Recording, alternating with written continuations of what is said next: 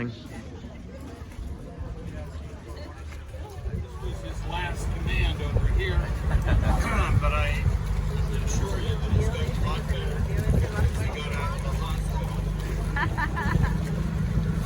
Now, some safety information for you. Yes, we're ready, Scotty. Okay, let's go. Yay!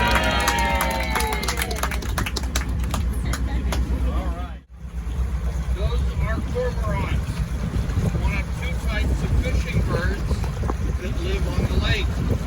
These birds go underwater, go after fish.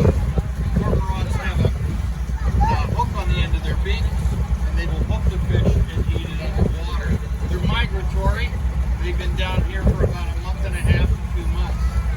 When it gets warm enough, they're going to go north to the northern part of Florida and Georgia and beyond. This elbow, elbow, wrist, wrist. We're going to practice. Ready? Elbow, elbow, wrist, wrist. Okay, here we go. Well, there's nobody there, but we're going to do it anyway. Ready? Elbow, elbow, wrist, wrist. Elbow, elbow, wrist, wrist.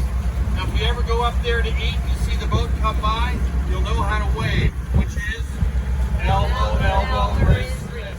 Single-handedly.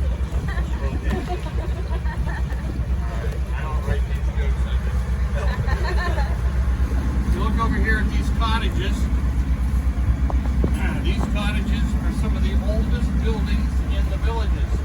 These homes were built after the American Civil War, about 15 years ago. Rail bridge. On the other side of the bridge, if you look under the arches, you'll see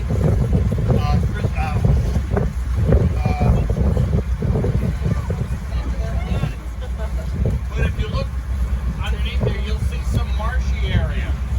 There's a marshy area in the northern side of our lake, and below us is the third lake in the chain, which is Black Lake, and it's mostly marsh. Now, why is that important?